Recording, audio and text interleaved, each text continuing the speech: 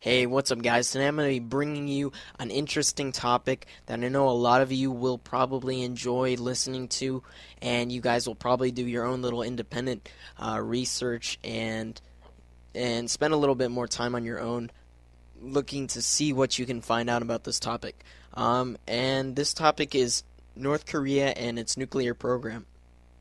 So, all of this is coming from CNN.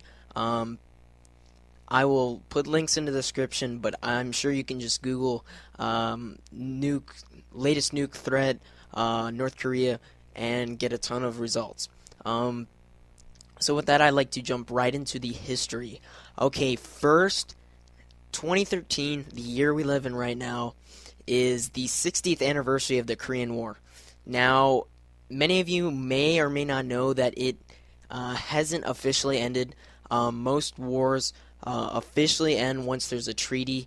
There was never an official treaty for the Korean War, therefore it's still going on. And a little bit background knowledge, a little bit more background info about that war. It was basically democracy versus communism.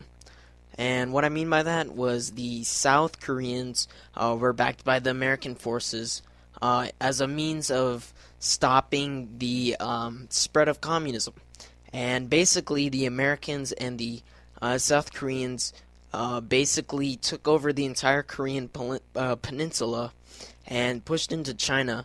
And then the Chinese decided, hey, that's not cool, and so they decided to aid the North Koreans, and basically we have what we have today, the DMZ, or the Demilitarized Zone, which is the border between North and South Korea.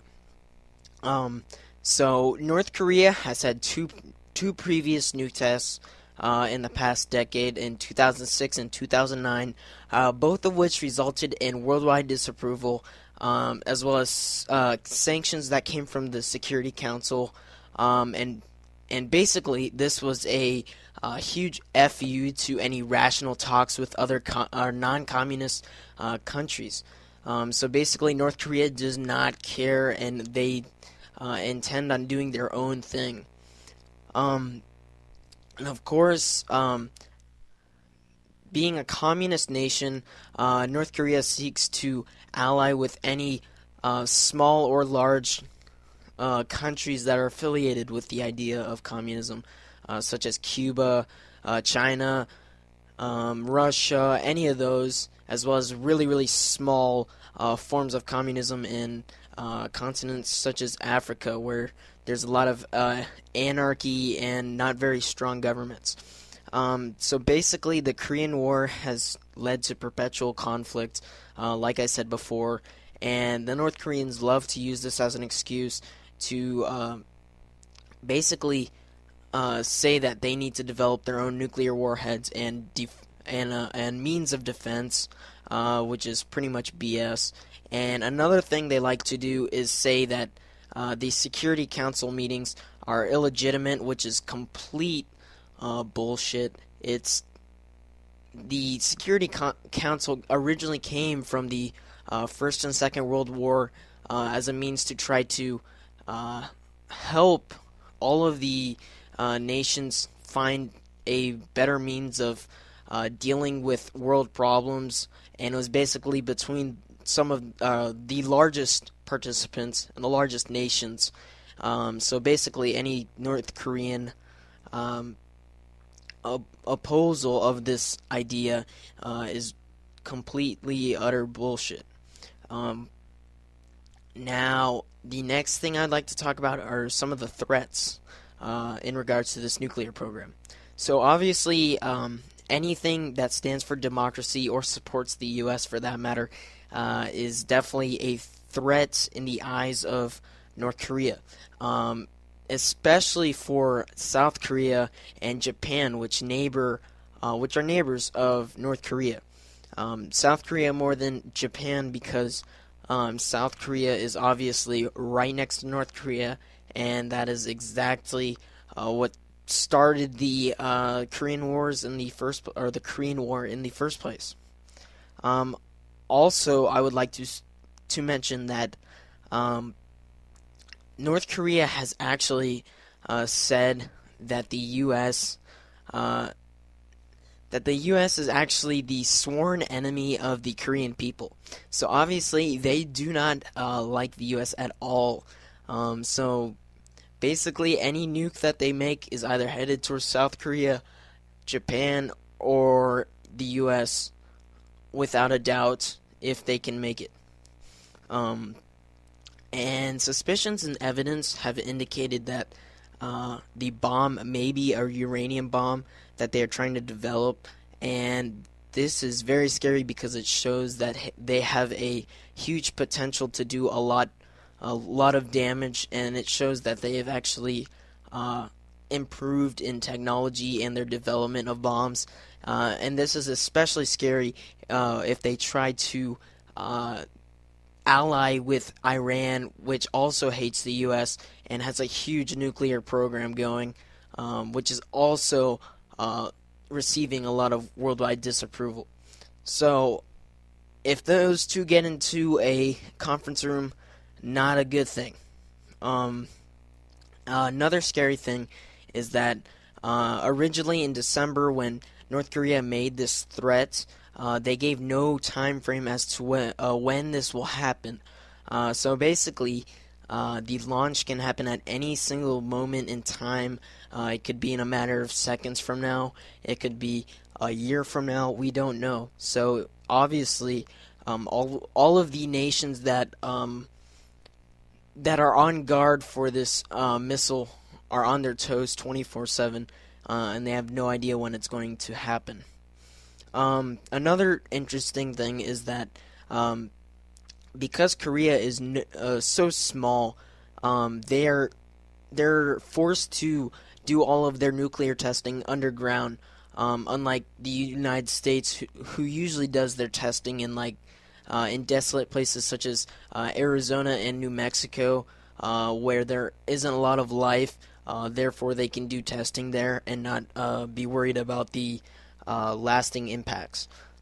So basically, countries will be able to know when the North Koreans test through earthquake monitoring technology.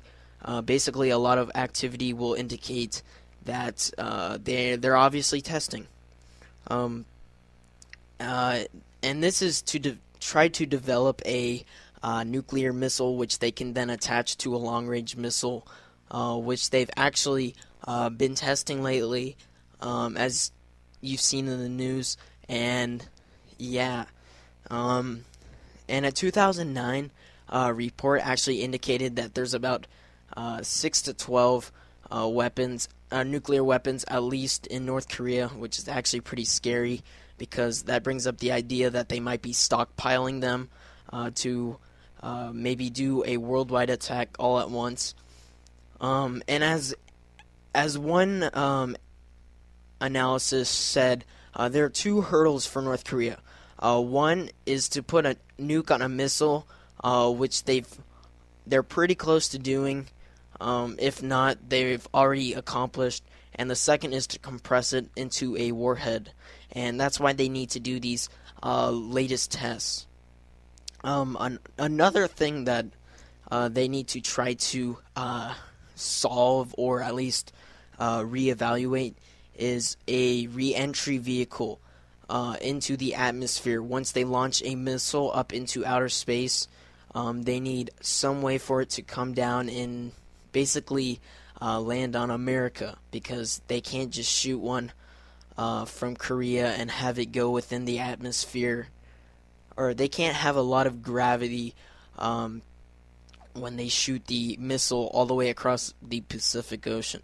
So basically, they'll need to shoot it up into outer space and then have a re-entry vehicle or some sort of device that allows the bomb to come back down. Another thing I would like to mention, and I would think you guys would find it very interesting, slash hilarious, slash scary, is a video of a it's sort of a dream where the Korean is thinking about the perfect world, and basically it's horrible animation, and and basically it shows bombing of the U.S. It's pretty pathetic, but at the same time scary that they think that. And basically it shows the unification of Korea. But that'll be in the description. I hope you guys can check it out. I think you guys will find it interesting. But with that, I would like to thank you guys so much for listening. Leave a like if you learned anything or if you found this entertaining. And I would I would appreciate it if you commented, gave me some advice, give me some constructive criticism, subbed if you haven't already, and overall I would like to wish you a great day, and I hope you guys learn more about this topic. Thank you guys.